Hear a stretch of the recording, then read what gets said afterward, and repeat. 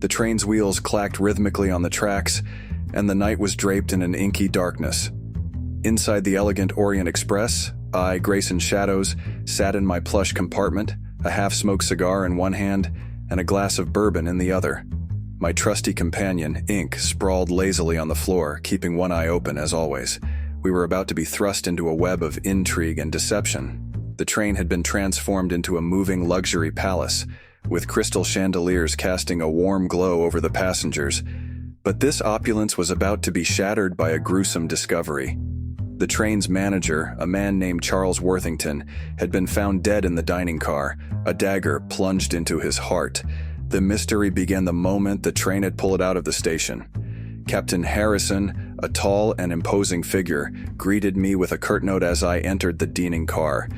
He'd requested my presence, knowing that solving a murder on a moving train required a certain set of skills.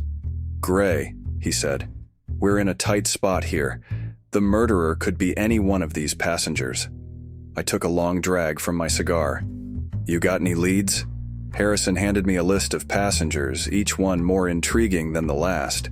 There was the enigmatic magician, Madame Esmeralda, whose tricks left even the most skeptical minds baffled. The reclusive novelist, Victor Blackwood, who was rumored to be hiding a dark secret, and the eccentric collector, Lady Beatrice Havisham, whose obsession with rare gems was known far and wide. As I questioned the passengers, I couldn't help but be drawn into their eccentric world. Madame Esmeralda claimed she had been in her compartment during the murder, practicing a new illusion.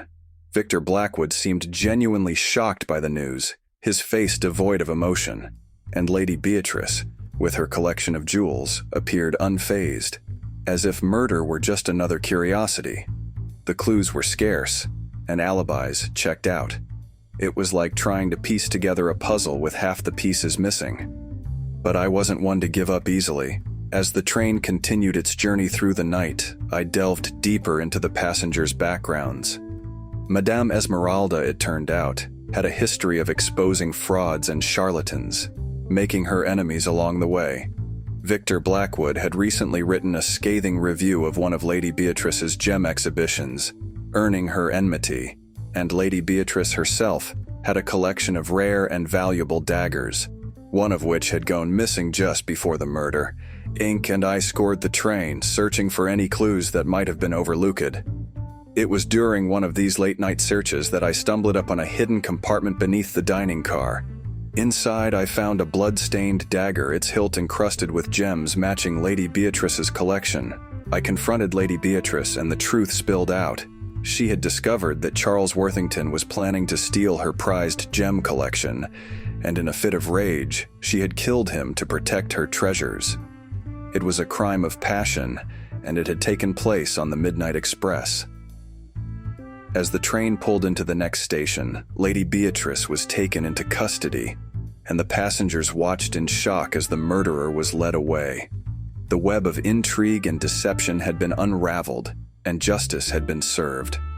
I returned to my compartment, Ink at my side, and watched as the train continued its journey into the night.